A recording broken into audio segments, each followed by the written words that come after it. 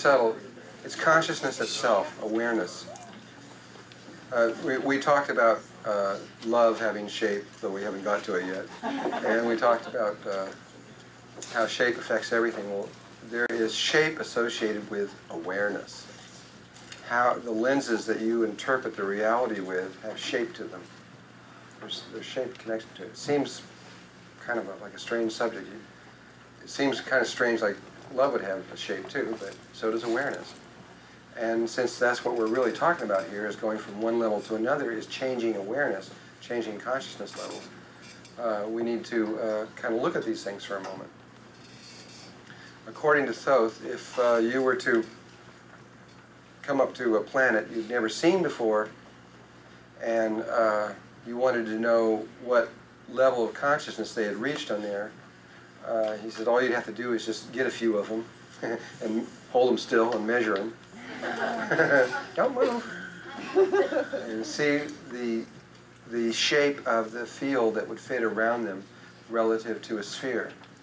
And whether or not the perimeter of the, for humans, for example, the perimeter of the square that fits around you is bigger or littler than the circle that fits around you, and how much bigger or little will determine exactly, mathematically, how they're interpreting the reality. There's other ways. You could look at the grid around the planet and know instantly anyway, but you could also tell by their physical shape and form. And then there's this other thing he said, that there's a legend that says that there are 9 concentric crystal balls underneath the Sphinx. There's these, if you can imagine this one crystal ball inside of another crystal ball inside of another one, there's 9 of them. And that this is supposedly a physical object sitting somewhere underneath the Sphinx, and that it was the key to consciousness on Earth.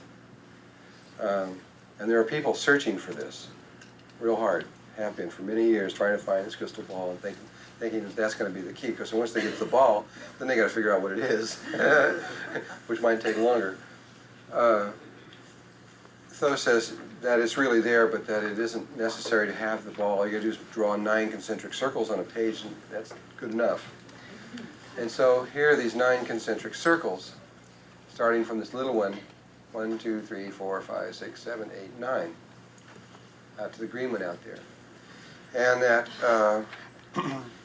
and Thoth says that if you want to understand the consciousness, he says, look at the relationship of the squares to the circles. Again, this is male energy in relationship to female energy. Look at the squares and relationships, and look how squares that are around the circles interact with the circles. And look to see if there are any places where the phi ratio takes place, where the golden mean ratio happens, that, you know, where the circle and the square are the same perimeter, or if it's very close. You're not going to get a perfection starting out, but where it hits really, really closely. Well, you look at the first one, the first square around the first circle, and it doesn't even touch another circle. It doesn't interact with another circle. The square around the second one still doesn't touch. The square around the third one starts to penetrate the fourth one, but that's obviously not there. But the square that goes around the fourth circle relative to the fifth circle happens to be an almost perfect phi ratio. That is the place that self-aware consciousness happens for the first time. That's 42 plus 2 chromosomes. That's the aberrational. It doesn't go into phi ratio again until you get to 1, 2, 3, 4, 5, 6, 7, this purple one. Seventh circle relative to, not one above like the fourth and the fifth, but the seventh circle relative to the ninth one. So you see how it passes through the green one here? We're just visually looking at this right now. That is the seventh relative to the ninth, also forms a near perfect phi ratio. So there are 2 places in there where you have a near perfect one. However, according to Thoth, life has never figured out how to go from the 4th level to the 7th level without passing through this disharmonic level between them. So there's another stage in there. I realize I'm not pinning anything down here yet, I will. So this fourth level here, relative to the fifth, there's two stages in between this fourth circle and the fifth circle and the seventh circle. I'm getting mixed up myself here. 1, 2, 3, 4. The fourth square and the seventh square, there are two other possible squares that are in between. As it turns out, and I never understood why for a long time, but it was the fifth circle relative to the sixth one that life has chosen. He didn't tell me for a long time. He said, you figure it out. Well, it took me like 2 years or something to figure it out. And I finally did figure out. And what it is that if you take this square and of the seventh and turn it into a diamond, it will so happen that this one will come up and touch perfectly. If you drew these perfectly, this is just touching that circle. You see how this square comes down? And if you do, it comes up and it will touch perfectly, and that particular consciousness shows or can determine where the boundaries of the next one are. And so, in terms of human terms, we have something within us that is the key to Christ consciousness. We are not Christ consciousness, but we contain something within us that can reach it. So it's just geometrically showing what it is. If you want to see what I'm talking about in terms of the ratios, this green one is the first level, the red one is the second level, and the blue one is the third level of consciousness. And you can actually measure which one is bigger than the other without any sticks or anything. That's usually should be able to. Using your radii as your measuring stick and counting that measuring stick as 1, gets more. You could count it as anything, but if you count it as 1.6, it becomes complicated. So you count it as 1. So your radii is your measuring stick. Then you could tell how many radii are across one edge of the square because it is the same as the diameter of this fourth circle. So there is 1, 2, 3, 4, 5, 6, 7, 8 radii across that fourth circle. Same number of radii across that edge. And so there's, since there's 4 edges, there's going to be 4 times 8, or 32 radii perfectly around that green square. And the fifth circle out here, if you want to know how many radii are around that, you just count across, and you'll see that there are 10 radii across the fifth circle. And you just go 10 times pi. And 10 times pi is 31.40. So there's 31.40 radii around that circle. So they're very close. One is 31.4 and the other one is 32. They're very, very close in that. And then they go way out until you get to the seventh one. And the seventh one has 14 radii across it, and 4 times 14 is 56. There's 56 radii around the blue square. And if you come out to the final circle, there's 18 radii across it, and 18 times pi is 56.52. So the first one has the circle a little bit smaller. The second one has the circle a little bit bigger. And if you keep running these circles out for a long ways, you'll see this little bigger, little smaller, little bigger, little smaller, little bigger, and how over time we keep getting closer and closer to this perfection of this perfect square and perfect circle as consciousness progresses. The one that we are in is this red one, which is the stepping stone between the two, and we're not even close. But it'll show that if you measure them, I think we're about 3 radii off or something. Our consciousness isn't even, we're not even close to being harmonic. But a necessary place to go. What is it about this? Why does this happen at the fourth circle relative to the fifth? There is an actual reason why consciousness becomes self-aware at that stage. There's a hidden pattern behind this. And the hidden pattern is very familiar. It's the fruit of life.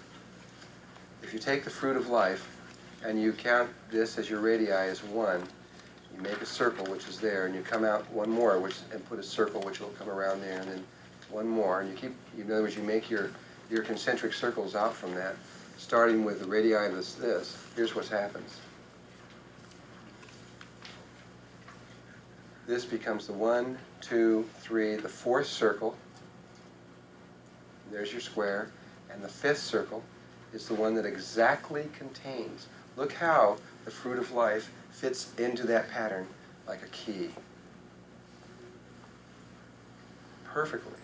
Absolutely flawlessly. And that is the reason that self-aware happens at that point. It's the reason behind it. It's the secret. This is in all your sacred geometry. When you get to something and you want to know why, look further. Look further. See what the sacred forms are that are hidden behind that, and then you'll begin to understand why. And so this is the first time right here. Okay, I get to talk about Lucy Lubitz. She's a great woman. Though she's dead now, I'm really sorry. I really wanted to meet her, but she died a couple of years or a few years ago. She lived in Abydos, Egypt.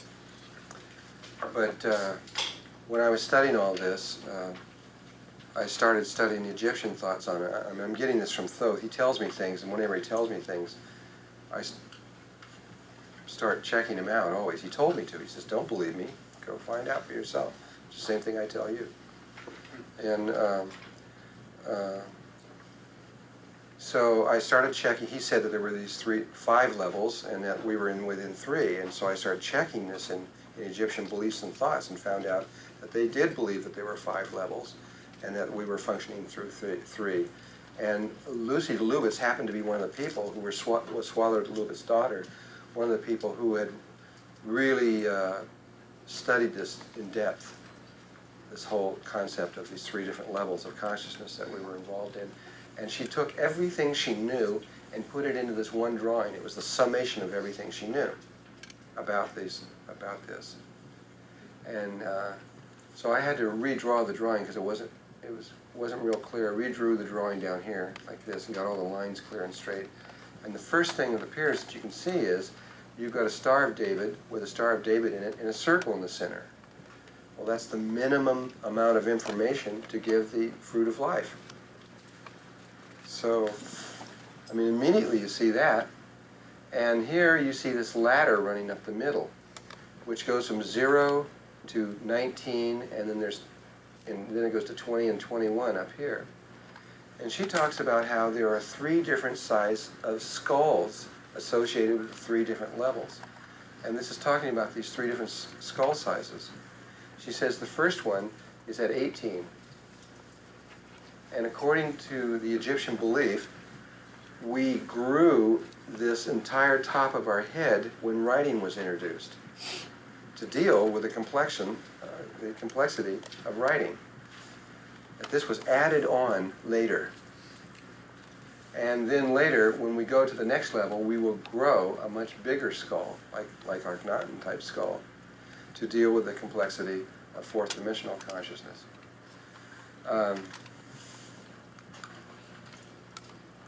This is that, remember I said there was a big pile of rocks? It was at Karnak. That was a big pile of rocks, and she just picked up one of them, maybe 2 or 3 of them, measured them, looked at it, and said, aha. And said, made a drawing, says, that's what it looks like. And told them how, and they put all the rocks together and then formed it. Then she went over to another big pile of rocks. I don't have the other one here.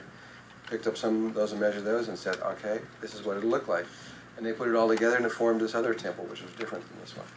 And she could tell just on the geometry. I mean, this is how well she understood what sacred geometry was all about.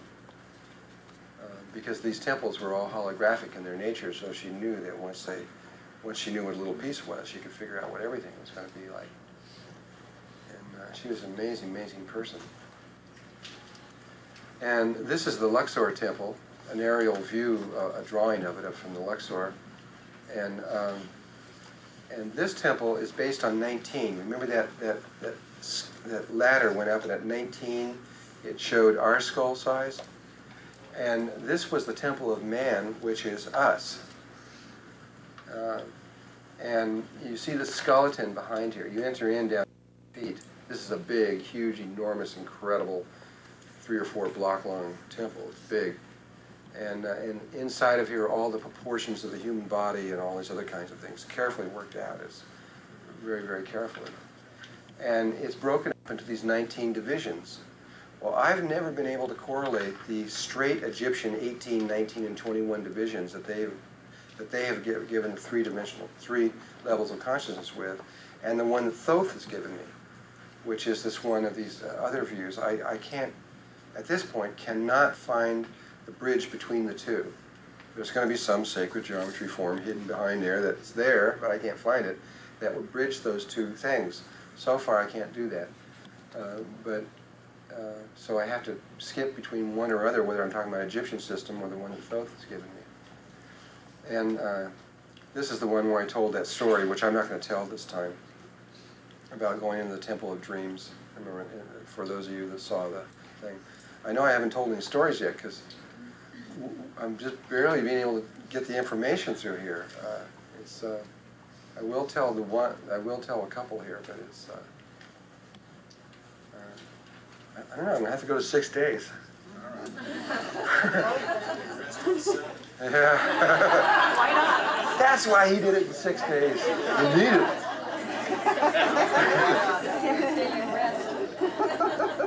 I can barely rest doing it in 5. I'll tell you, it's really hard.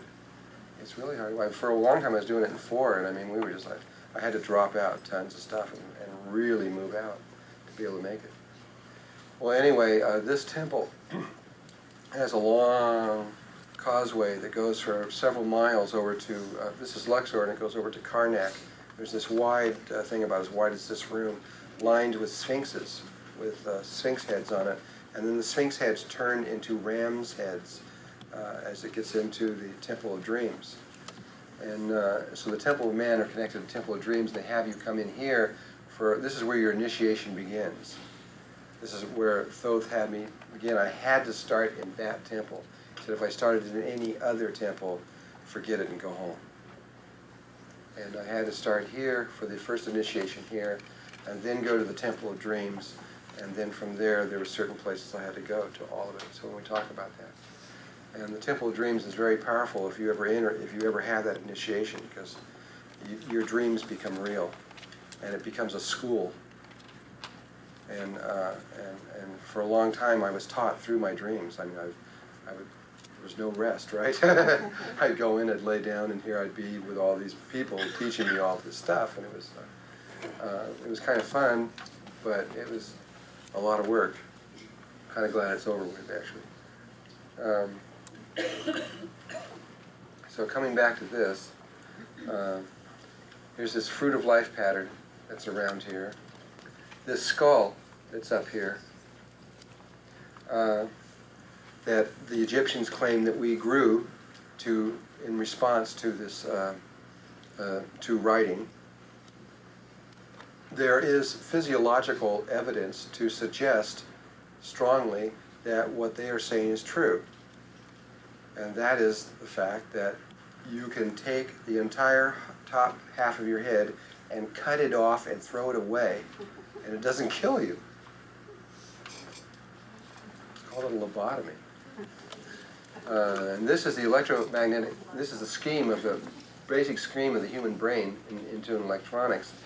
And it says right down here that removal of the upper cortical areas, where conscious thinking takes place, has little effect on the circuit of information required for the equally complex computations needed for walking and maintaining equilibrium. I mean, obviously, if you cut off the top half of your head, you're not going to be the same. And you can't run computers and things like that.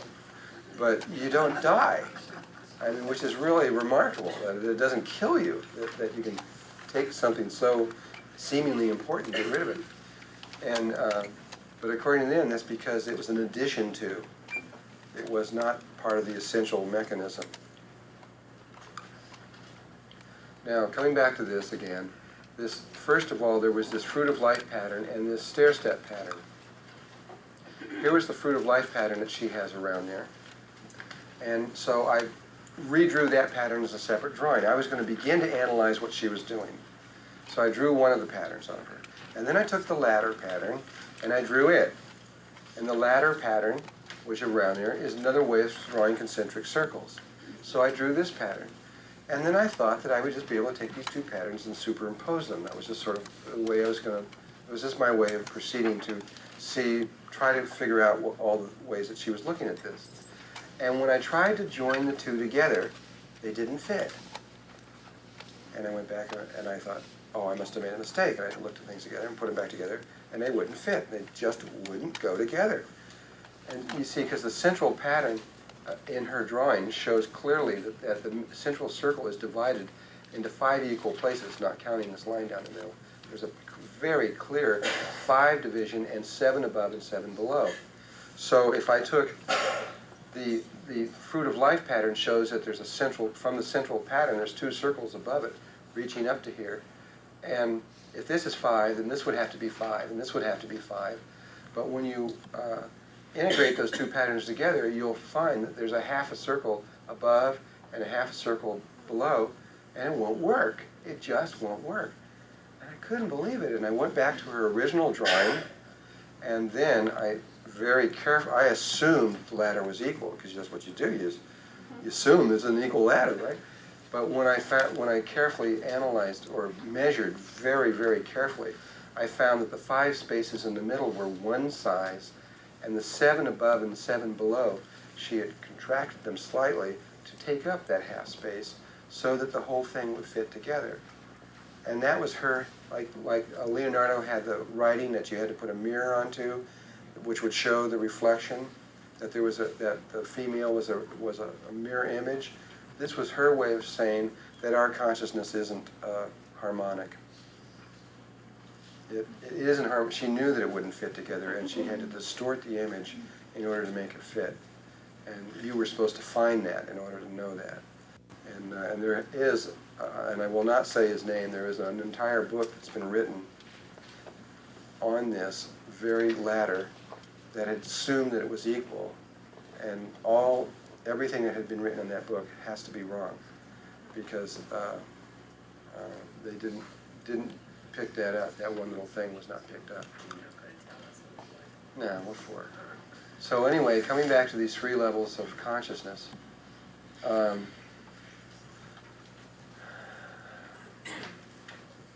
what I would like to do now is to look at each one of these levels geometrically. Bring out the geometrical lens or image that each one of these consciousness levels interprets the reality through, and first identify them. Get each one of them identified so we can look at them, and then we will talk about them a little bit deeper. In order to do that, I'm going to give them names, and the name will, and you'll understand why I'm giving them these names as it progresses. The first one, the green one, I'm going to give it an 8 by 10, meaning that the number of radii across the green square is 8, and the number of radii across the circle that forms the phi ratio is 10. So I'm going to call that an 8 by 10. Does everybody get that? Anybody not get it? Okay. The next one will be a 10 by 12, because there's 10 radii across the square and 12 radii across the circle that sort of forms the phi ratio. The blue one is 14 by 18, which is Christ consciousness. Now, the first one, the 8 by 10, there's different ways that you can construct this to get a perfect 8 by 10. And I was just beginning to conceive of a way to do it when Thoth just said, look, let me just tell you a way. He says, it took us a long time to figure this one out. And he showed me this. This is not mine, but it's brilliant. It's absolutely brilliant. You take an X down a circle, and you run Vesica Pisces down this circle in this particular pattern. It makes an 8 by 10 perfectly, and you can measure it without it. All you do is where the Vesica Pisces, you run lines down the center where the Vesica Pisces is, and where they touch, which will make parallel lines. And then you make parallel lines running this way, like this, running down. When you do, you come up with this. It will be, you can see the grid behind it, and it'll be exactly an 8 by 10. Each one of these things comes down and forms exactly 8 across here, But you know that it's a 10 because you see this vesica Pisces that extends out here? Half of it is in here and forms one of the squares, and the other half comes out and tells you where the circle is. So you know you've got a perfect 8 by 10, okay, without any measuring sticks or anything. And then you look inside of here.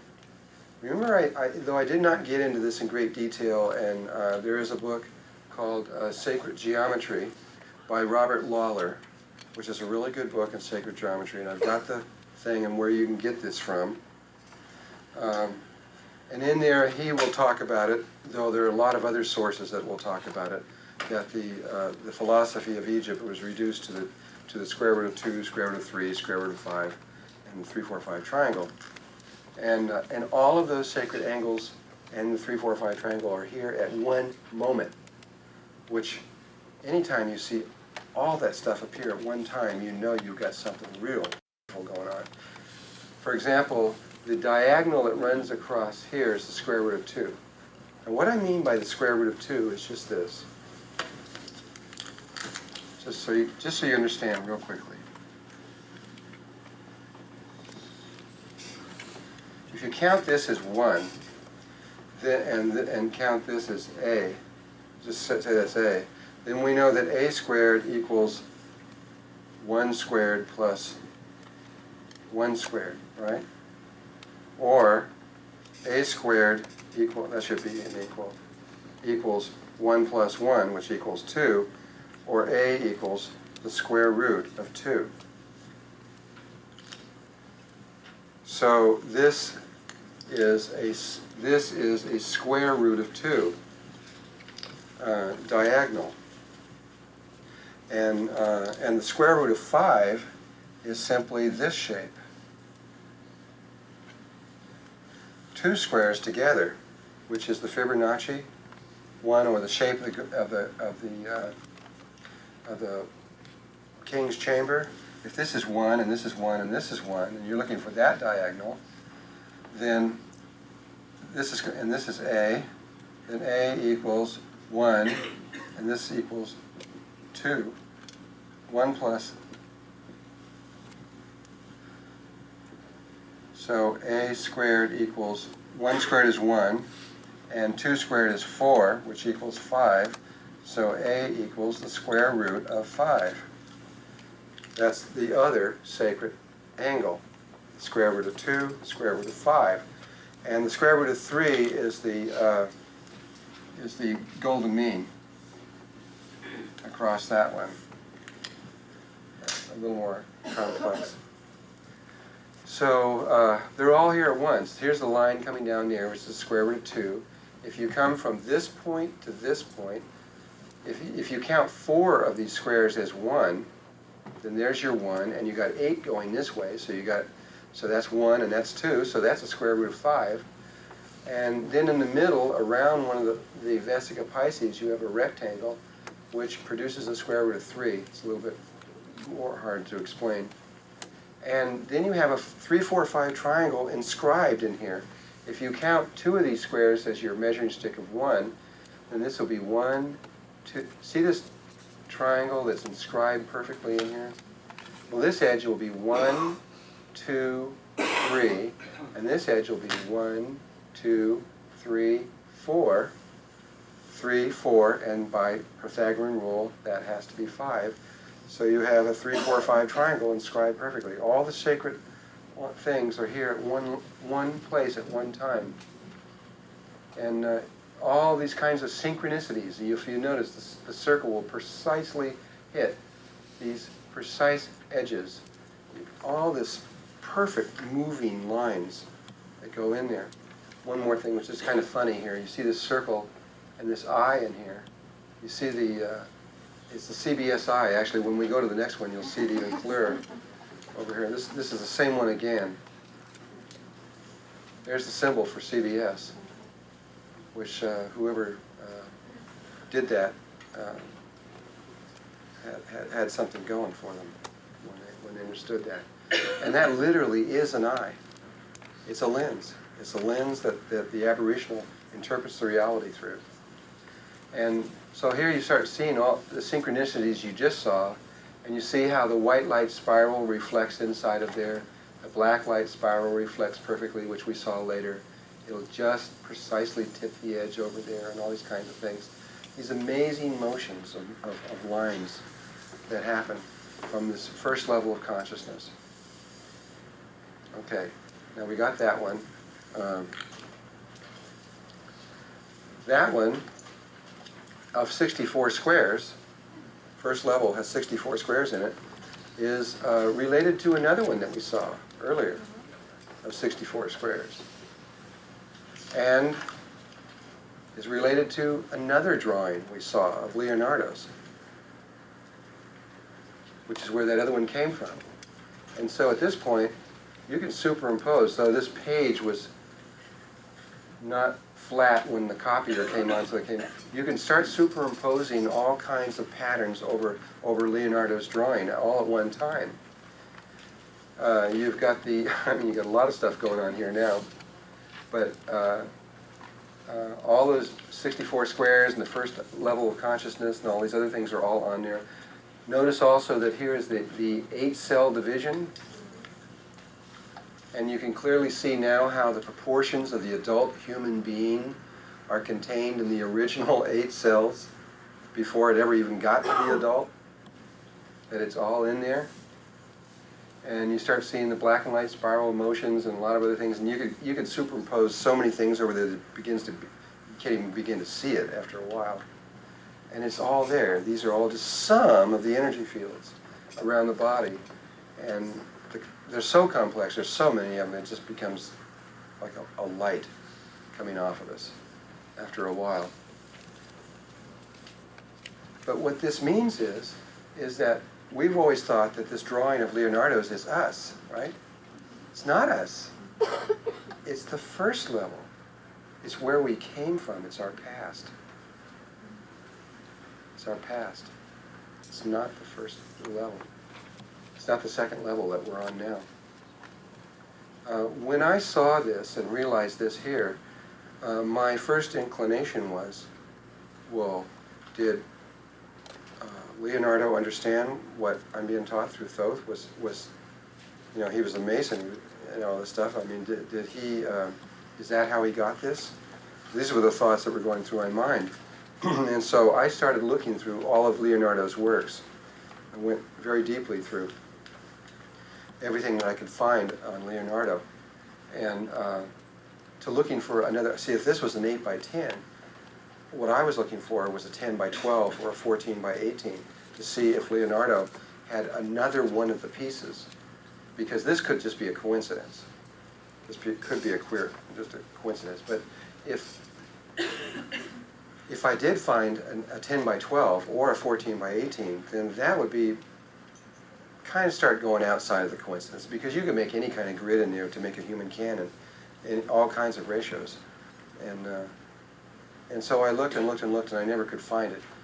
And then one day it struck me, well, this wasn't Leonardo's drawing in the first place. It came from his teacher, Vitruvius. And then I thought, well, once I realized that Vitruvius was his teacher, but his teacher lived 200 years earlier. His teacher was dead. And so I then went back and started studying Vitruvius's work.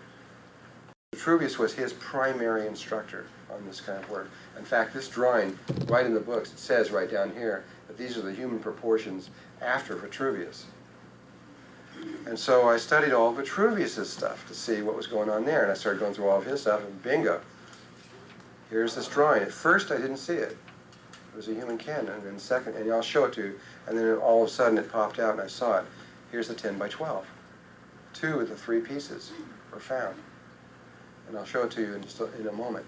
And I was, then I highly suspected that the same kind of information was not just something that Thoth was new, but this was something that was a body of information that had been kept on the earth for a long time. I'm going to slowly bring you to that level right now in just a moment. This is another way to lay the Vesica Pisces down an axis, a different way, which will produce the second level of consciousness.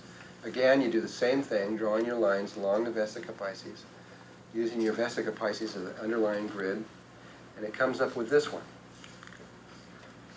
And again, you can see, only now, here's your vesica Pisces overextends, and you can see that half of it's on one side, half of it's on the other, and you can count it. It'll be 10 this way, and 12 running across this way. So it's a 10 by 12, 100 squares.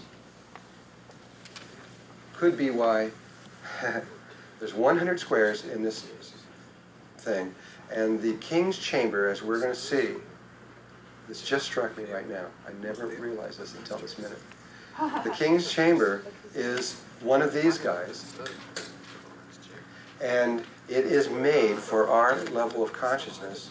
It sits on the floor level. You'll see in a moment that there's another, the very level of stones that it sits in there is another proof, which I'll have to come up with in a minute, that they were referring to our level of consciousness. But the number of stones that the King's Chamber is made out of is exactly 100 stones. I never realized that until now, that it corresponded with this.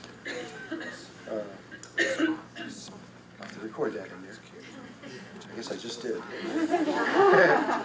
I'm not going to tell you what all this other stuff is, except for one thing. I will tell you in a moment. The four squares that are around the body, the center of the body, that are a reflection of the original 8 cells,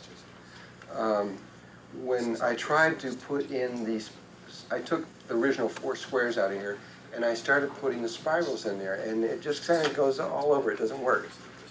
And Thoth watched me for a while.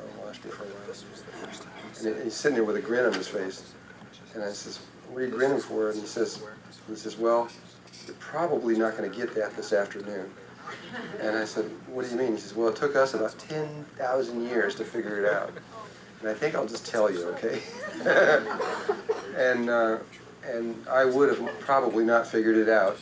The ratios change. The original 4 squares around the first level of consciousness, if I was assuming that this was 1, but it's not 1, it's 1 squared. Of course, 1 squared equals 1, so how in the heck do you know the difference? There's no way to visually tell the difference. And so when you come to the next one, in order to make the energies work, you have to take, you don't go to 2, but you go to 2 squared, which is 4. And you must take 4 squares as your base, so that the diagonal of 4 squares, which is across 2 of them rather than 1, becomes your key. And so I did that, and then, so it goes 1, 1, 2, which exactly hits the apex of this point up here, and leaves.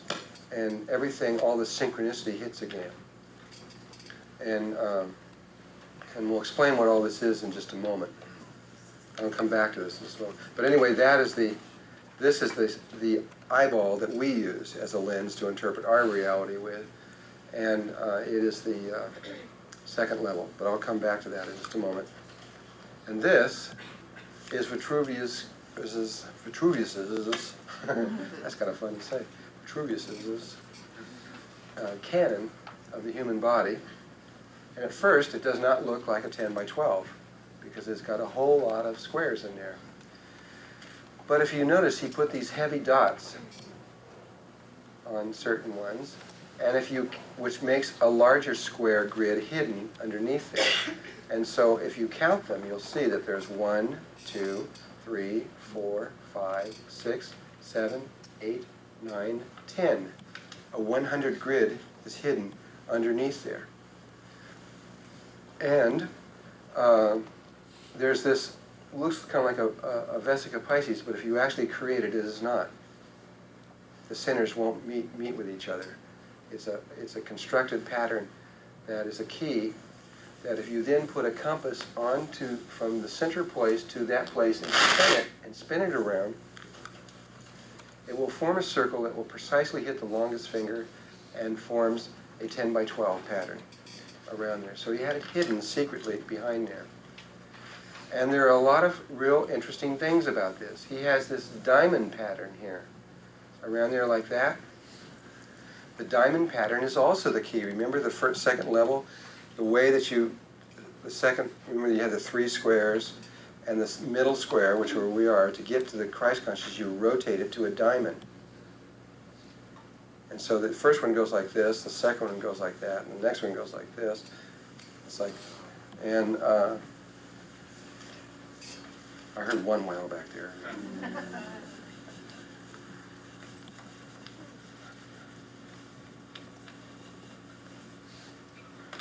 You'll see some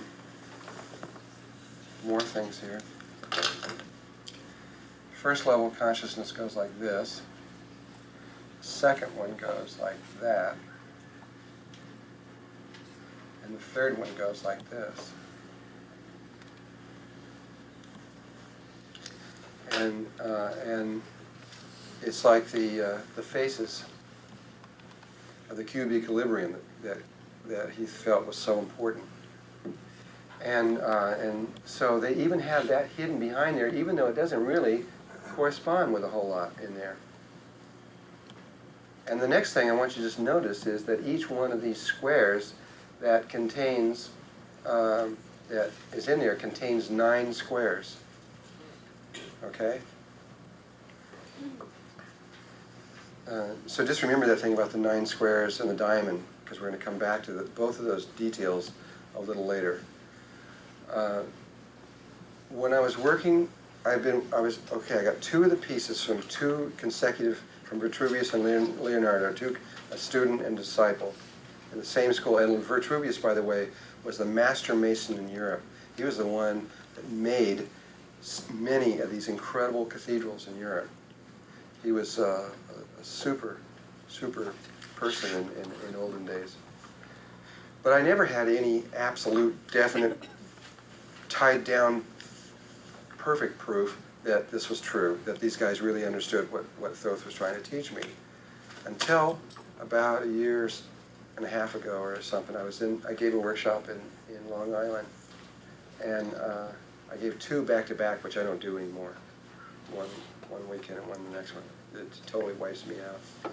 It's not fair to the people, because by the time I get down with these things, I'm pretty tired.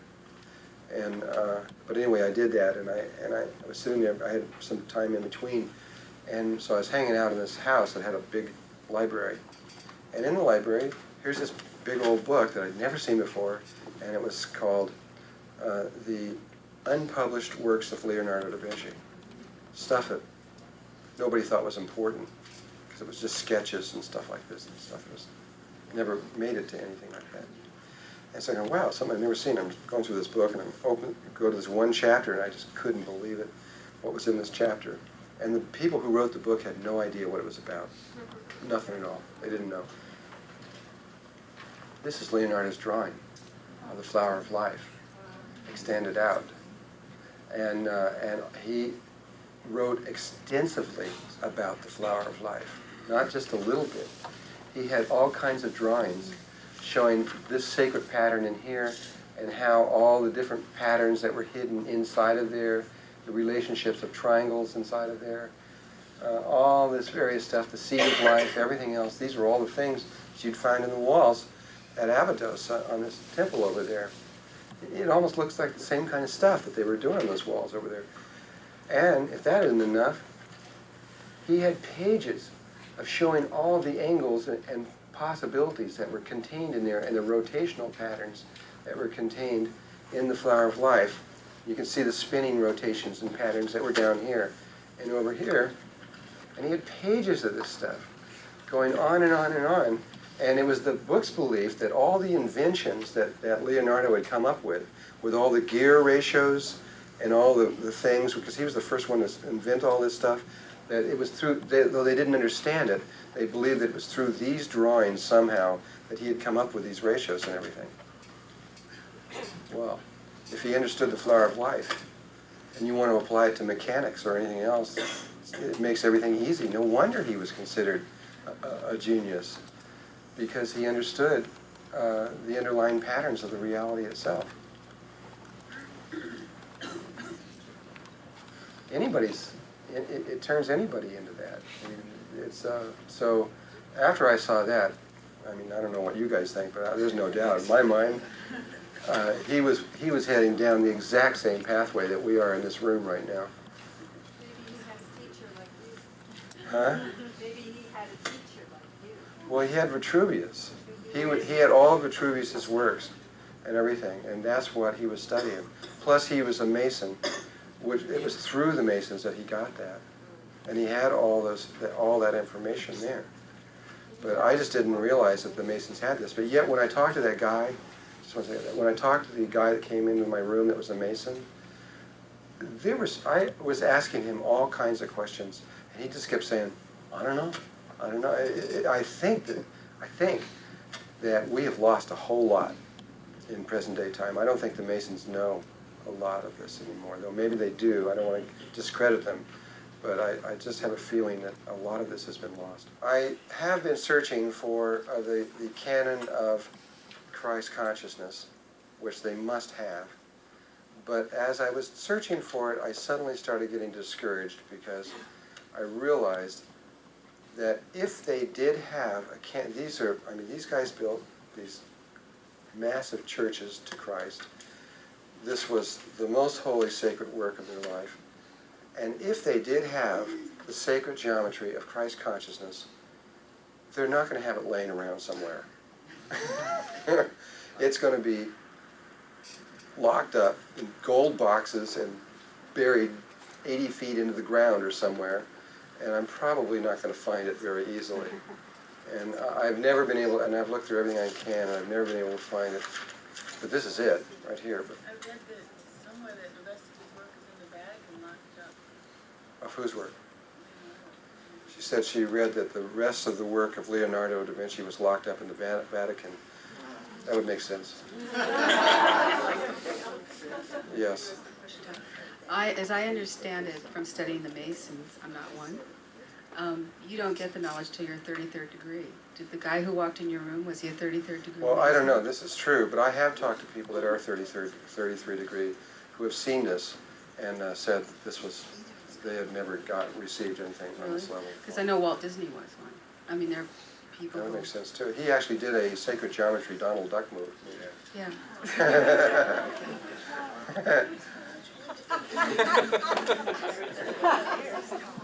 This is a cube. Quack, quack.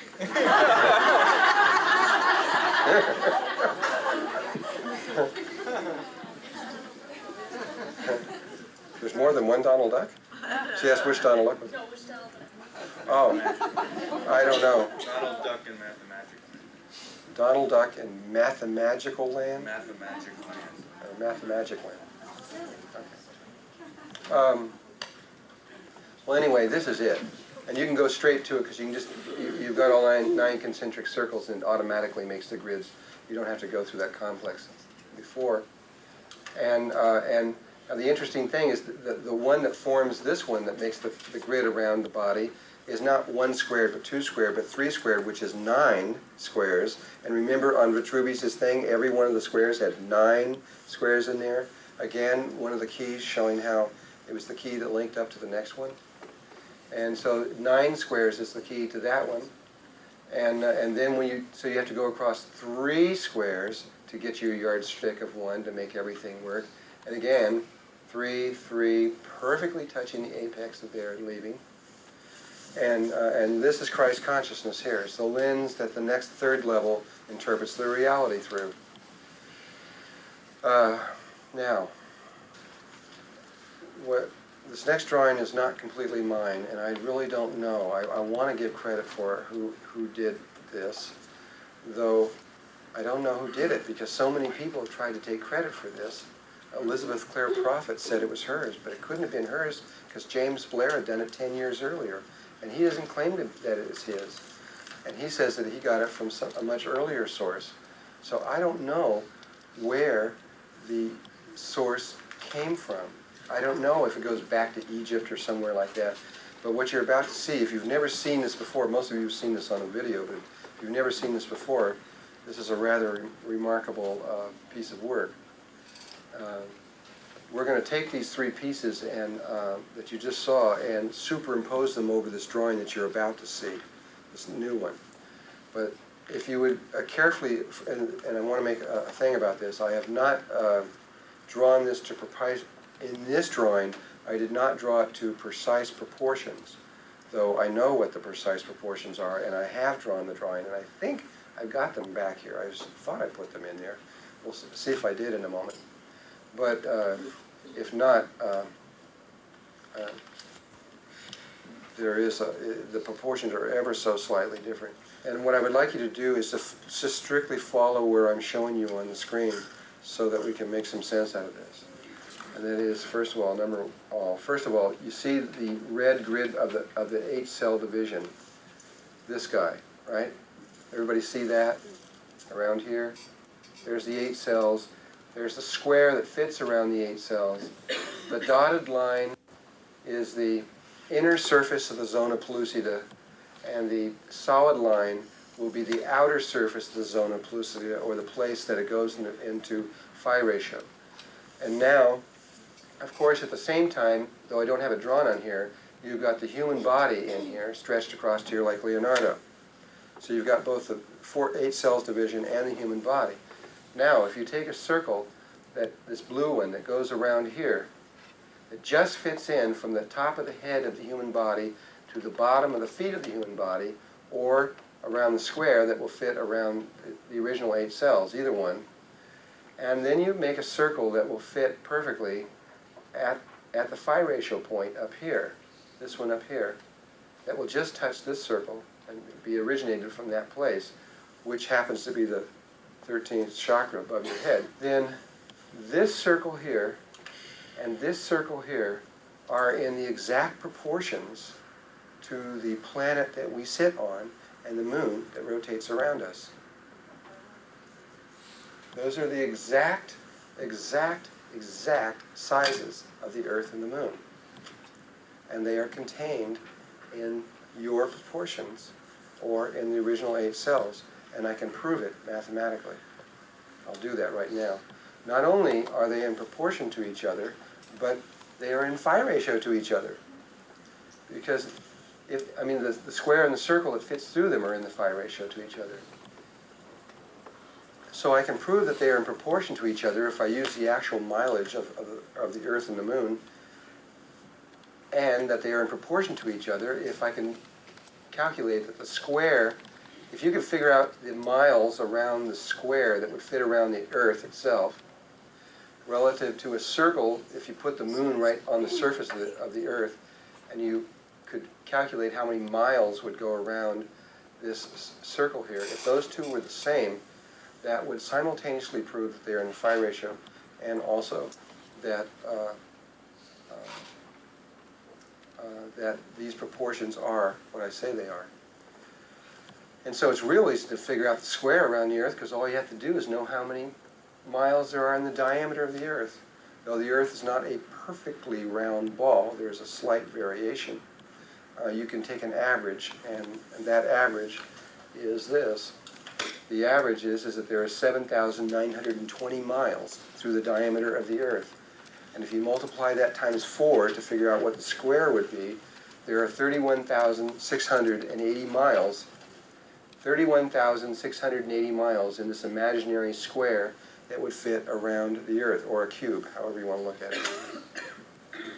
And if you wanted to know if the circle that would fit through the moon, if it was on the surface, if the circumference of this is the same, that's what you're looking for, then all you have to do is take the diameter of the Earth plus the radius of the moon plus the radius of the moon, and the two radii equal the diameter.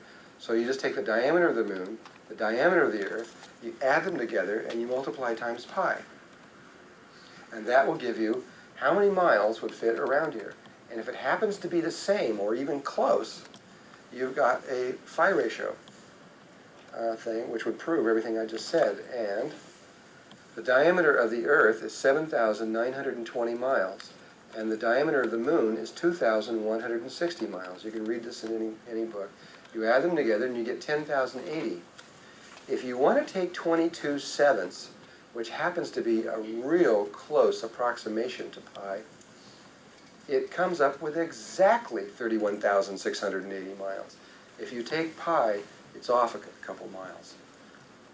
But the fact that it can do that, the fact that the size of the Earth and the size of the moon are contained in the original 8 cells of life, or contained inside the human body, the very planet we live on. I mean, you might let that sink in for a moment. It's pretty amazing that that would be there. It's just like, you know, I mean, how can that be? Well, he said as above, so below, but I mean, that's it still boggles my mind. I still don't quite understand that. You know, I mean, it's, that says, are there only certain sizes of planets that are possible? Are there only certain ratios? You know, Kepler felt that there were only certain places that planets could rotate around suns. Are there also only certain sizes of planets that can even be? We know that there are only certain places that electrons can be. I mean, this says some really, really, really deep things. On top of that, if you were to take the diameter of the Earth and bring it up to the center of the moon and back down, and a line from the center of the moon to the center of the Earth, this view, which is the view of a pyramid from that angle, only this, but not this one. It happens to be 51 degrees, 51 minutes, and approximately 24 seconds. It's the Great Pyramid. It is an exact view or proportion of the Great Pyramid itself. And in the Emerald Tablets, Thoth says that he made the Great Pyramid, and that he made it from the proportions of the Earth. And there's proof that the proportions of the Great Pyramid are located in the Earth. Well, yeah, you are coming up with it. This does come back up with that image that the Masons drew in that first one. And it also began to tell me what these places are that they drew to. And what I now know is that in the human body, it's the navel. That's what that spot is right there that this comes up to. It's exactly to where the belly button is. But what all these things are in here is it has to do, and we'll talk about these later, there's a sphere that will move through here and touch all 4 spheres. It's real, real, real important. There's another one inside, if you could get it in there, that would touch all 8 of these. The relationship of those 2 spheres, if you put a square around the little one, and if you drew these to the proper proportion, if you put a square around the one that fits through there, relative to the one that sits inside, makes a holographic image of the whole one, and it forms a phi ratio again. And it's another key to all of this. And that, according to Thoth, was why the Lucifer Rebellion happened. We'll talk about that in a little bit. So the inner aspect of the whole thing has an outer image of what's on the outer aspect of the whole thing. But there is there's a great cosmic controversy over all this, which I'll bring up later. It's the reason why that Lucifer did what he did, but I have to wait till I get there to explain it. Here I was just going to show you the next thing I was going to come up and show you is the pyramid, and then show you the actual pyramid. This is the angle that they're referring to over here. Now these are the drawings that these next 2 drawings are of incredible importance for some people. Not for most of you guys. But the inner circle that passes through the middle determines if it's set up here. See the circle here? If you set it up here, it will determine the inner thickness of the zona pellucida. The inner circle that will fit inside the middle, if you run them over, they will exactly make, if this is a 64 grid, it will exactly form the original 4 squares in the middle. And if you run it over, it will tell you where the outer thickness of the zona pellucida is. And again, those 2 circles become very, very important. And this is the one where you got these are the precise proportions now. If you ran a square around that one, it would form a phi ratio like the bigger one. And there is another geometrical problem that one would have to solve if you wanted to know everything about the subject. And that is that taking this structure over here, you can see this Star of David pattern around here, which forms a cube, which is sitting at an angle, right? And we know that that is, or at least, I guess I'm just basically telling you, that is the way that the energy field sits around the body. But remember, we also had a square going this way, right? So we have a square going this way and a square going tilted. And there has to be a mathematical relationship between those, or everything was wrong. Took a long time to figure it out. This is it right here. That white tetrahedron is like this green one right here. And the black one, I think it is, comes down like this here, forming this pattern like that. And this is the square that we see going around the body. And these happen to be where the lines are that were drawn on Leonardo's drawing. He divided the whole thing into 1, 2, 3, 4 parts. The piece that comes over the top and the bottom is the length of your hand and all that other stuff. So you can actually see the tilted square or the star tetrahedral field in relationship to the square at this time. And you can mathematically see how the two link together. It was real important for me to see that, because once I saw that there was this square this way and also this way, I had to find the link, or my mind would never stop. It would just keep going. Because then I would have this little doubt in my head and there going, you know, about all of this. But once I found all of this, it solved the problems for me. Another proof that the Egyptians well understood what we're saying right here, right now. Well, if you were to cut off the pyramid right on the floor of the king's chamber, like this, where you cut it off right there, and then take an aerial view of it, and they have done this, and they've calculated this carefully with computers, the area of that piece that's cut off, this would be the floor of the chamber, is exactly 1/2 the area of the base. 1/2 the area of the base is this image. In other words, if they were to rotate that around like that, it would exactly hit the image. And you can see what 1/2 is like this. So you can tell without even measuring. You know it's 1/2. That a diamond in a square is always 1/2, because you know that these are all equal, and this is a diagonal down there, so this part is equal to this part, right? So this is equal to this is equal to this is equal to this, and this is equal to this. It's 1/2. It's 1/2 the, this is going to be 1, 2, 3, 4, 5, 6, 7, 8 of them, and this is 4 of them. And so it's 1/2 of the area. That's without going through any kind of mathematical way of doing it. And so the very placement of where the floor of the king's chamber was another hidden thing, showing that that it was made for the second level of consciousness, which he also did the same thing in here on the second level of consciousness. And this is that relationship of the square. This is the proportion here. I could really go off on this drawing right here, right now. I don't know if I will. You got all your square root of 3, square root of 2, square root of 5 lines just by connecting them together and all these patterns.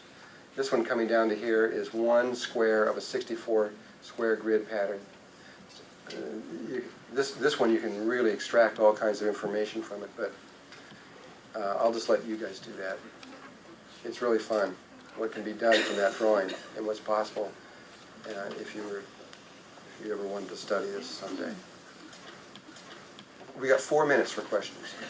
One thing I wanted to ask you, when we were speaking about the sacred geometry and shapes, and I forget where it was, I had the question, I had it written down here, but my question was... I'm kind of sorry, I want to apologize in a way that you guys can't hit your questions right when they're saying them, right when I'm doing them, but it's I've got to do it. to deal with the architecture. And what came to me, my question was, when we're dealing with the sacred geometry and we're building things in the third dimension based on sacred geometry, that they're forming these shapes of beauty, do they only resonate on the third dimension, or do these shapes actually, because of their No. proportions, do they exist on other levels also? Yeah, they do. They extend out There within is, this and octave? from another point of view, anything that, we'll talk about this later, anything that exists in third dimension first existed in fourth and higher. But it had to first come through fourth before it got to third. Even if it's not within ratio of using phi and things of that nature to Even if it's not, no matter what it is. Everything that was created synthetically, say you made this thing, was first created out of your imagination and brought down through the causal planes and slowly brought down through the various levels until you manifested it. And it had to pass through the fourth dimensional level of existence before, which would not look like this. Because it would Okay, look so like then my question is, if it is within sacred geometry and is within proportion, does it stay the same, or does it also still continue to shift on each dimension, or does it stay the same shape? No, shape from one place to the next is utterly, completely, totally, utterly different. But it's Though all, there is a mathematical relationship to it, it is not the same. well, then, Experientially, if you were to look at a cube here and to see a cube in the fourth dimension, you wouldn't recognize the two. okay, so the sequences and things of that nature shift also as we move into another dimension? Yeah, it does. Okay, so all that you've been teaching us is the mathematical proportions that exist on the third dimension? Yes, but it all applies on all levels. Right. Everything But keeps. Fibonacci and things, those apply on Everything other apply. levels? They don't shift? It just, things will change, but if there's a change, there'll be a mathematical reason why they changed. There's a logicalness to everything, all the way through. There's no just something that just happens. It all comes out of a sphere. Once you know the sphere, everything else will be generated and come back to it in one way or another. There's no surprises on those kind of levels at all. Well, eventually the mind, you got to get bigger and bigger heads and skulls and to comprehend all this stuff. But there's no changes. And this thing of objects having to first come into fourth dimension first and then third is real important, because when we start looking about the ancient civilizations and what goes on with the grid patterns that create these civilizations, and what happens when these grid patterns are I'll just say it right now. If you have a third dimensional object, even though it was created by maybe one person or a group of people, it is not, it's really just light. It's just a thought pattern. It's a standing waveform. And but it is maintained in the reality not by the person who created it, but by the grid that we all have in common. If the grid is broken down, all the thought patterns go back into energy. All synthetic objects dissolve away. And they return back into elements. And they don't hold their shape or their pattern. And so when a consciousness leaves and it dissolves its grid, I'm talking about the grid that extends around the entire planet, like 50, 60 miles up around the planet, then all synthetic stuff goes with it. It's for this reason that a very intelligent race, if they want to leave something on the planet that is going to last for a long time, that's going to go through these dimensional shifts that we go through, and it's going to stay there, then the only way that they can do it, well, it's not the only way, there is other ways, but it requires concentration and a lot of energy. The only way they can do it easily is to take matter that is of the planet, which will naturally move through the dimensional levels. So, which is not based upon a grid. It's based upon the energies of the planet itself. So if you wanted to build the Great Pyramid, you don't make it out of ABS plastic or stainless steel, because when we went through the first shift, it's gone. So you use very hard materials that are out of the earth itself. It isn't that they're primitive in doing that, they're just smart, that's all. They just know that if you want something to stay with that planet for a long time, you make it out of the natural materials of that planet. You could make it out of synthetic materials, but they would have to set up Merkaba fields or something around them, and then they would have to maintain them and in various ways, which is difficult to do. And so it's easier to just use something natural. No, everything is not natural. Plastic you made from oil, right? Yeah, but we made it. We changed the molecules around. We used thought to do it with. We use thought to. Some things you can make like clay. Now this whole thing of synthetic materials, there is a spectrum of stability. I'll put it that way. Like glass, for example, is just melted sand, you might say, a silicon. Glass, but it's still created by thought. It won't happen in the shape of a window naturally, without human beings being around. Lightning might come into the sand and melt it and turn it into glass. You might get tektites. There's all kinds of tektite materials that are around the world. But when you look back into archaeology, all you ever find is clay pots, wooden things, all the stuff. It looks like that's all they used. You can't ever find any of these things, though they have found objects that defy all this.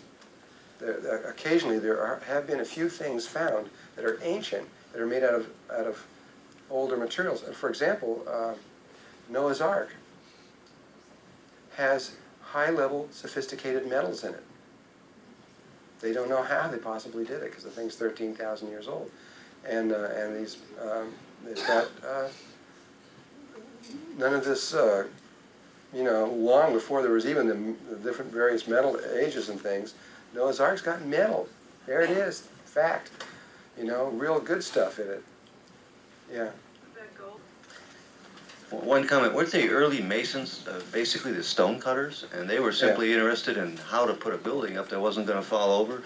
And then as the hierarchical structures came into it, and they got off on other technologies and other... I guess, but this goes all the way back into Egypt, so I don't know.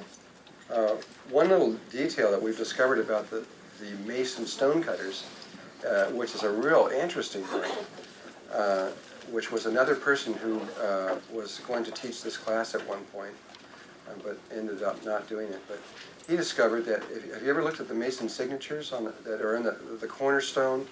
There'll be this thing on the back, and they'll have these little signatures, which are all the people who were the stonecutters and people who built the whole thing. Have you ever looked at those signatures? Has anybody seen those? They look at like this. They look like this. They are maybe things like this, or things like this. And we got about 30 or 40 of these things and found out that every single one of them can be mapped over the flower of life. They're like keys. They're signatures that are just simply lines that are on the flower of life. That, they might be a complete circle. They might come like this, a complete circle, and come down with another line like that or something. But they're all right off, every one of them, right off the flower of life. Another proof that they understood that. Yeah. Okay. Well, you got kind of more than one question there, but the grids are every life form, every species, even if there's only 2 on the Earth, can't exist without the grid being there first. The grid has to happen first, and then the species is there. And so you've got, like I said, you've got grids that stretch around the entire planet from an average of 60 feet in the Earth to about 60 miles above it. And they're all superimposed. So much, there's as many grids as there are species of things, which is a lot. And so it looks like it's just like a blue glow, like a whitish blue glow coming off the Earth, because they are electromagnetic. And as a species becomes extinct, that grid goes away. It leaves. which is what's happening. We're getting, how many species? 30 million, and we're down to how many? 115 million? 150? Half of them are gone. They're leaving. But where they're going, they're not there's no such thing as extinction. The form is just transmuting up to the next level.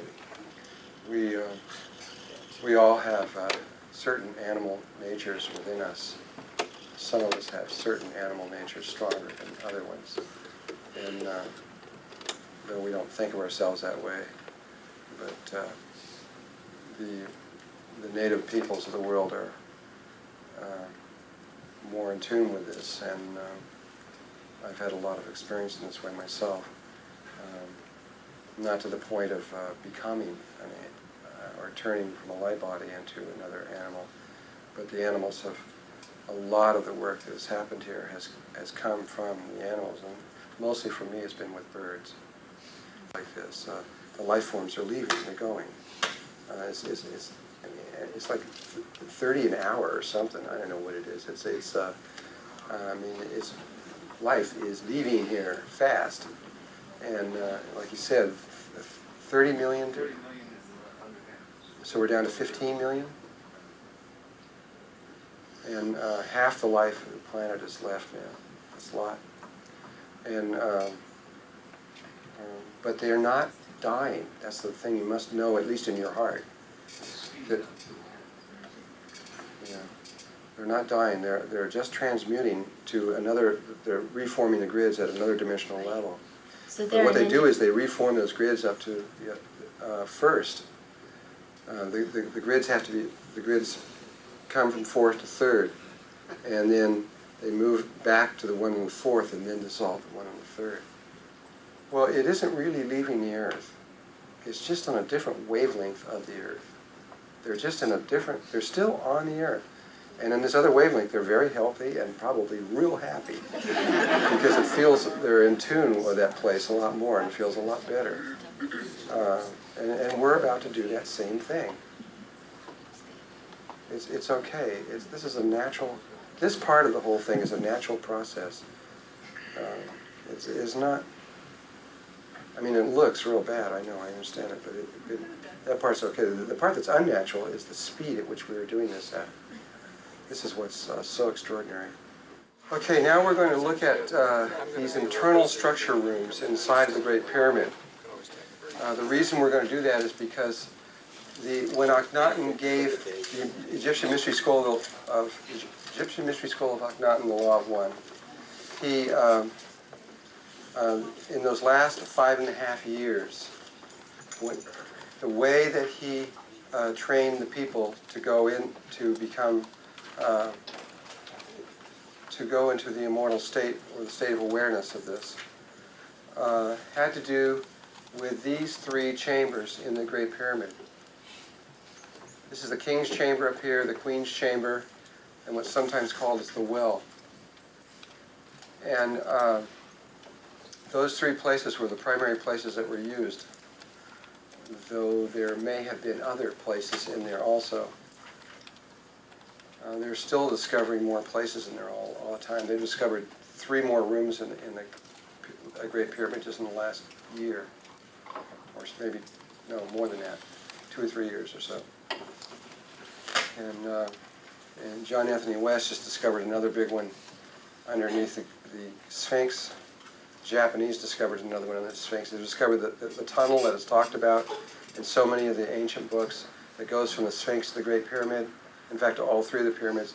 That tunnel was just discovered by the Japanese. A lot of new stuff that are becoming aware of. Very little of this has been published at all.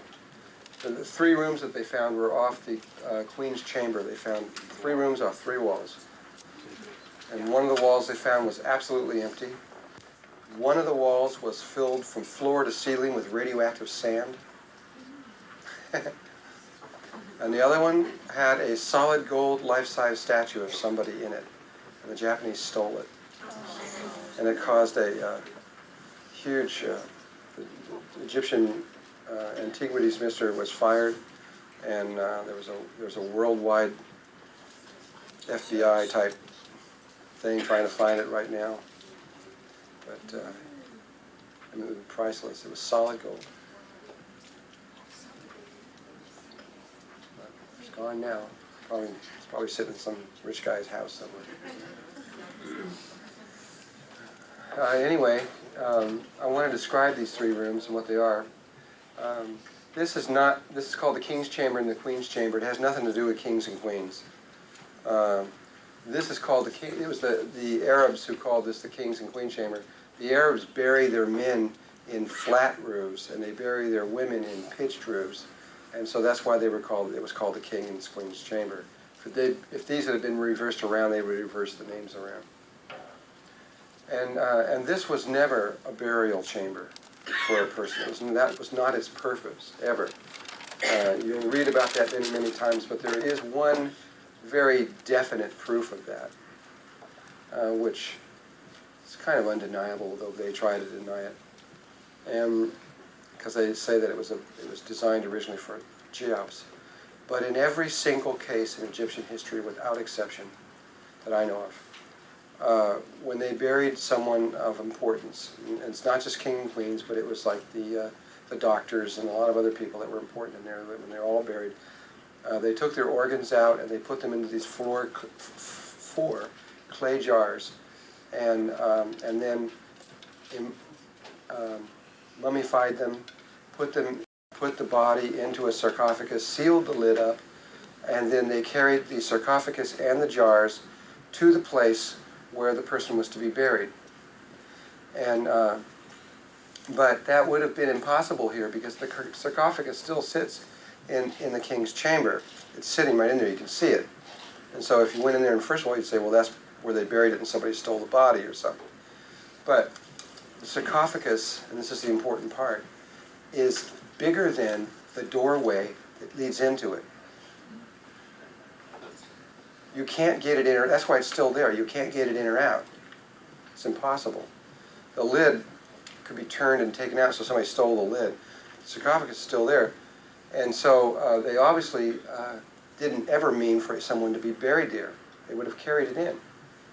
So whoever built this thing put the sarcophagus in the room before they finished it. And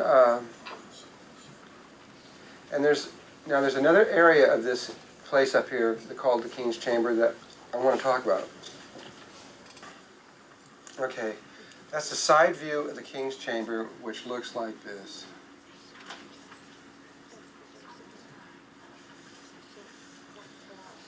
And again, the King's Chamber is 2 squares, and the diagonal of that ceiling height is exactly 1/2 the diagonal, which means that if you're in that room, by measuring the diagonal half, it folds down and marks a very specific spot in the precise center of the room. There are 2 places of initiation in this room. One of them is right about here. You come in over here, which is where the sarcophagus sits, and the other one is in the precise center of the room. Just to go through the initiation spots, you begin down here at the end of this tunnel, which we haven't talked about yet. You then go to the King's Chamber. You first go into that tunnel, you wait a few years. You then go into the King's Chamber, and you immediately go to the Queen's Chamber, which is where you get stabilized. You wait a few years, and then you come back and you finish, and sometimes hundreds of years, and then you come back and complete it in the center here. It's the final one. This is where they tell you, yes, you really did do it. And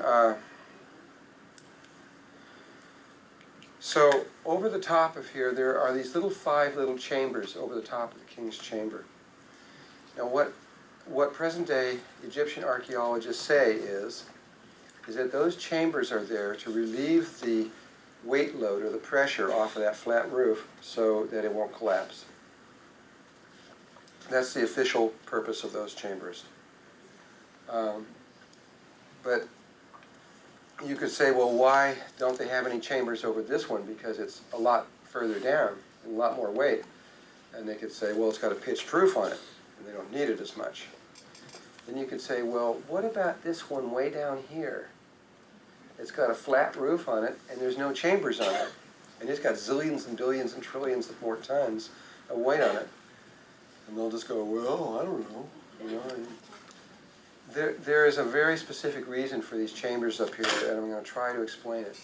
But you can get a real good idea when you look at how they're constructed. There are 9 super heavy stones, one-piece stones in the ceiling. And again, like I said, there's 100 stones if you count every stone in the room. And those, over the top of those 9 stones, there is this series of stones that look kind of like this, where the bottom of these series of stones is polished like glass, and the top of the stones is bumpy and uneven. And then there is an airspace with another series of stones that comes sort of like this. I'm going to put all of these in here first, and then I'll talk about it. How many stones what? Oh, that was 6. Yeah. Okay. Each one of these things is polished like glass with air underneath it, and then on top of it is a totally irregular, bumpy surface covered with about 1/4 inch of black foam. Looks like it was sprayed out of a spray can.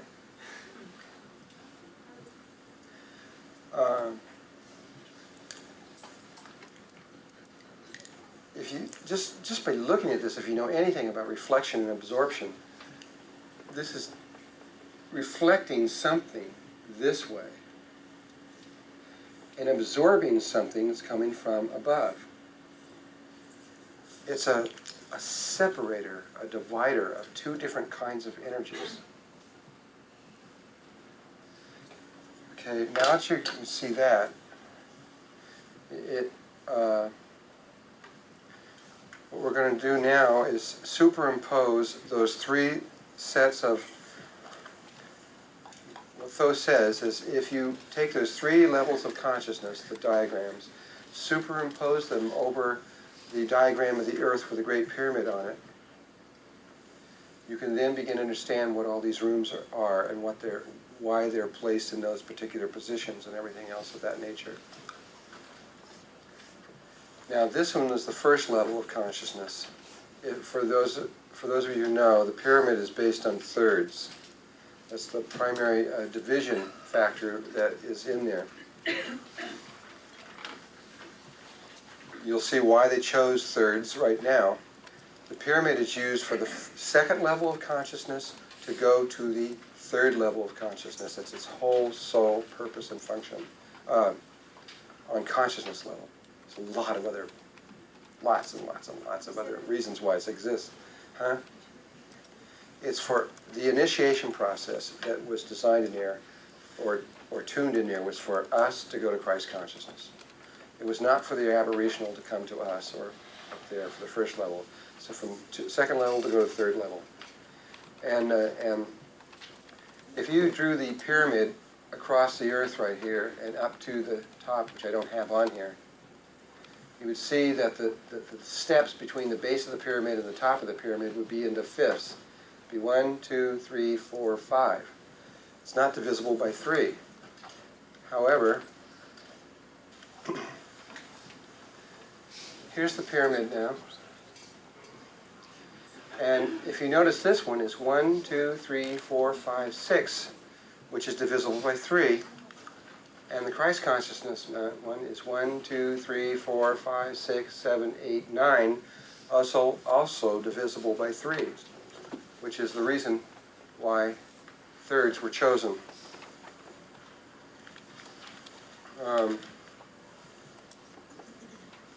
Now coming back to this one, look at the black and white spiraling energy that comes out of this area. That's why I chose this square up here before. You have a black light spiral coming like this, and you have a white light spiral that just happens to hit the absolute apex of the pyramid and leave. That comes up out there. And supposing you wanted to connect in with just the white light spiral, These are very powerful energy beams that are coming in out of this mass of energy. That's the reason why the mass is so great, that creates these fields. And you want to connect in just with a white light one, which comes out of there and spirals out and reaches deep, deep, deep, deep into space. He says it goes all the way to the center of the galaxy. I don't know. I guess so. And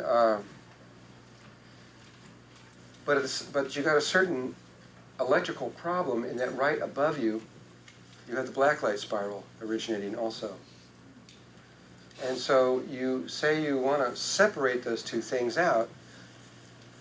This was, the king's chamber was put, here's the center of the pyramid, it was put off center. Where they placed it was right here. They don't know why it was off center. It wasn't on center because they wanted to get in here. They can't come up here to get it, they can't come down here because they cross at this point. So they came to this place right here, but then they had this problem.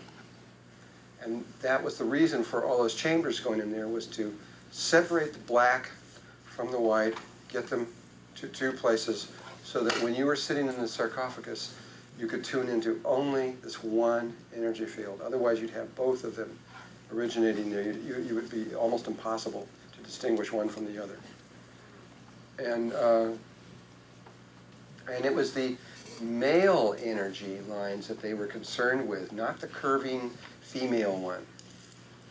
The curving female one has no distinguishing mark on it.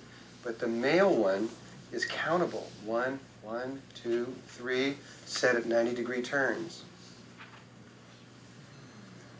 Now, one more thing to notice about this arrangement up here. If this was the pyramid, yes, the room is off-center. It sits like that, kind of. But the sarcophagus sits in a place like this, which is in the exact center of the pyramid. So when you are laying down in the sarcophagus with your head facing toward the center of the back wall, you have this, they tune to the, you have the white light one, the female one coming in too, but they tune to the black one, the white one, the male one rather, of the white. And it would come in like this, it would hit the very center and rise up, come right up from underneath, come right through where the head is, so that when you laid down, you could tune your head and get the pineal passing right through the center of your pineal gland. That was the whole purpose of what was going on. Your head is toward the door. Same wall as the door, which is toward the center of the, huh? I believe that it is toward the north. It's coming up at a 45-degree angle, right through your pineal gland.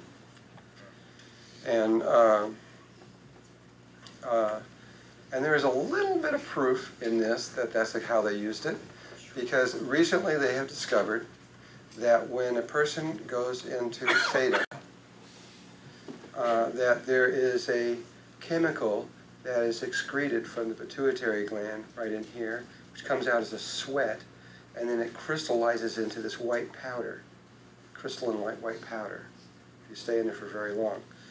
And when they first opened the sarcophagus, they noticed all this white powder at one end.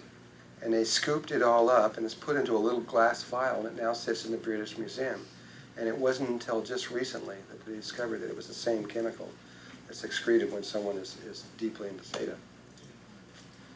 And it was a lot of powder. It wasn't just one guy dying and having a good time dying in there. It was a lot of people over a long period of time. Unless he had a real sweaty gland, I guess. So, what they would do is, after going through 12 years of the left eye of Horus and 12 years of the right eye of Horus, and then you were all ready, they took you and they put you into the sarcophagus, they put the lid on, and they left you in there for approximately 3.5 days. And then you would tune to that field and you would follow the energy out and returning. If it was a logarithmic spiral that they had taken off on, there's no beginning and no end. They would not know how to come back. But because it was Fibonacci and it has a starting point, they can count the turns. And they were trained to do this. They could count their turns right back and come back at 5, 3, 2, 1, 1, and back in their body. They could locate their body in the spiral. And that was all part of the training. This is according to Thoth. It's so outrageous that how could anybody everybody ever just figure it out? I don't know. But that is what they did. And then once they had that, they got out of there and they were like totally blown away from it all. They were then brought down into the Queen's chamber, from which in the Queen's chamber it was some kind of stabilizing experience so that they wouldn't lose the experience. A lot of times you can have a very powerful experience in life, and then as you start going through life, it kind of fades away. It gets weaker. They did something to them in the Queen's chamber that would lock it in so they wouldn't lose the experience. And I'm not exactly sure what that was. But there was something that leads into the Queen's chamber, a very little known thing, which might bring us home a little bit. Do you remember the shroud of Turin of Jesus and the face that was on there? Recently, they have discovered, well, that shroud, they believe, they don't know how the image was created, but through intense analysis of it, it appears to be made by some intense blast of heat. That's all they can say, but they don't know exactly how it happened. And she has a picture of it here. This is a positive. This is a positive rather than the negative. Well, they have discovered, more or less recently, this same image leading into the Queen's chamber on the stone by a process totally unknown. It's only about this big and it's up high, and it's right as you go into it. And it appears to be the exact same image as the Shroud of Turin. And also, as they've analyzed that, it appears to be done by some kind of intense blast of heat. But they don't know what it was or how it was created. Which is hardly anyone knows about that, I'm sure. Yeah. When I was in the King's Chamber a year ago, January, in a sarcophagus, there is no lid. There is no. They took the lid away a long time ago. How could that fit through the door? The lid can be turned sideways and it can go through easily. It's only just about like an inch all the way around. The lid can be turned. The sarcophagus is that high, Yes, when you climb into it. you know, and the lid is about this wide. The lid could go out, and that's why it's no longer there. But the sarcophagus can't go out. This is the King's chamber. This is the Queen's chamber. And this is the well, and this is the pit. And this is the grand gallery.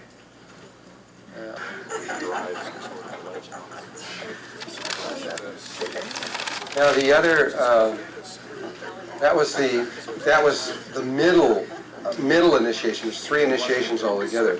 The first initiation begins down here. Now there's a room down here with a tunnel that just goes down and ends in nowhere. They don't have any idea why it's there. They don't know. They got a pretty good idea now because we told them. And they've sealed it off with big bars to make sure nobody gets in there anymore. But they did know that there was it was really strange because when we first got there, they had barred it off up at the top. They just barred the whole thing off and made it illegal to go in there. I mean, you went in there, right to jail. I mean, they even had a guy with a machine gun sitting there for a long time, make sure that no one messed around with it.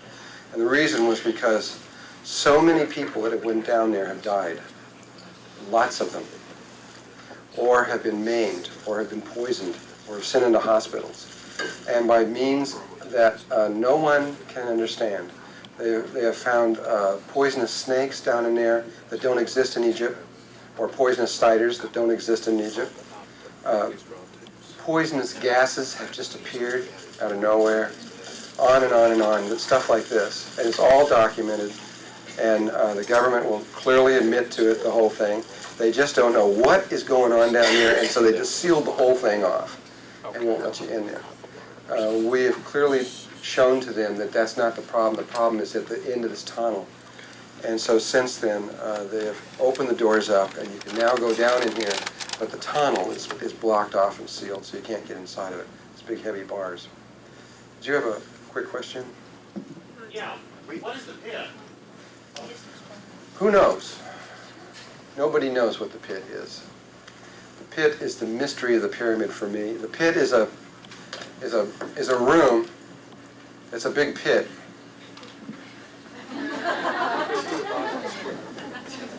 But that's where they put the workers.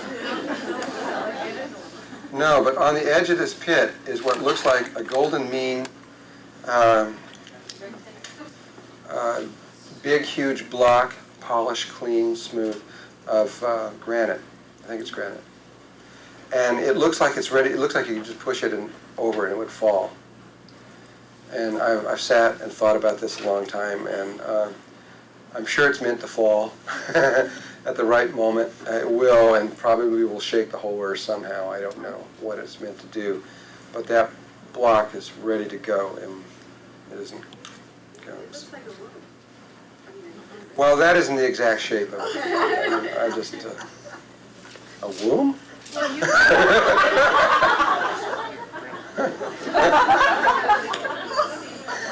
Don't let that lady see any ink blots, bitch.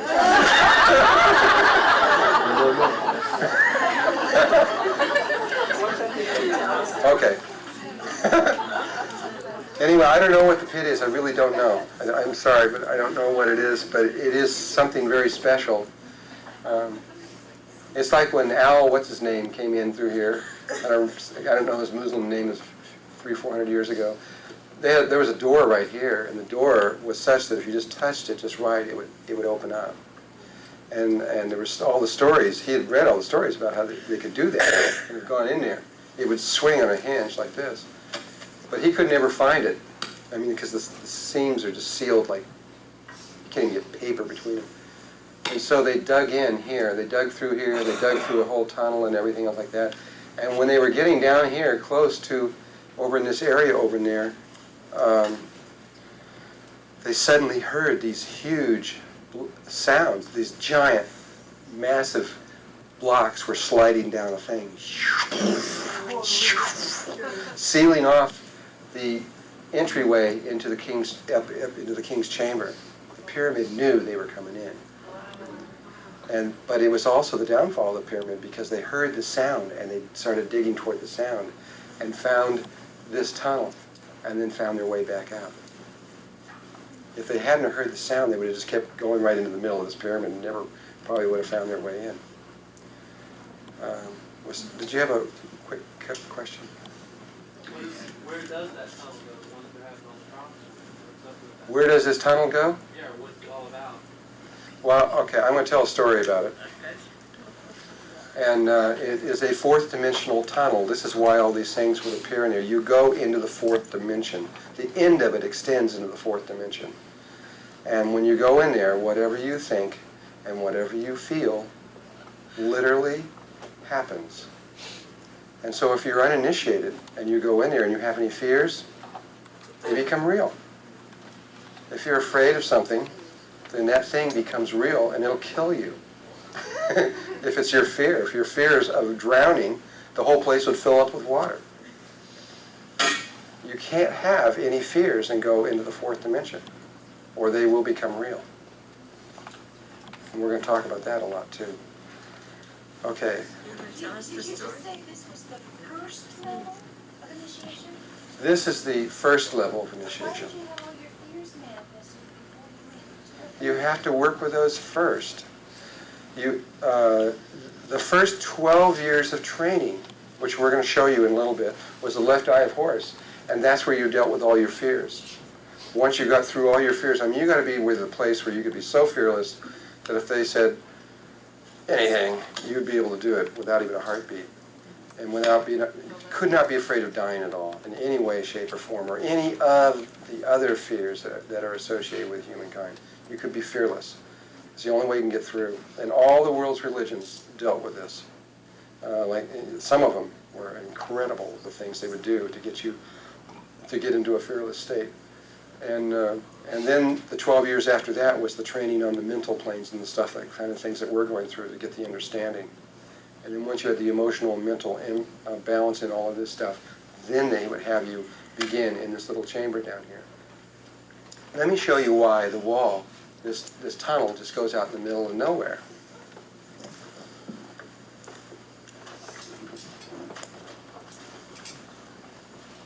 Look what happens with the black light spiral. It comes right down here. So what they did is, they had, the room was right here, and they dug the tunnel over to where the black light spiral arm was reached. And they did it down here and not up here because this goes through 0 point. And they didn't want to get it up in here because whoever got it up in here would have to go through the great void. And they wanted to catch it after it was outside of the great void, after they got outside of 0 point, and take it from there. And that one wraps around and goes and connects in with the center of the earth. And so it begins with the experience that takes you into the darkness rather than into the light, or the halls of Amente. That's what it's called. It's literally an infinite space. And so, same way, there's this long tunnel.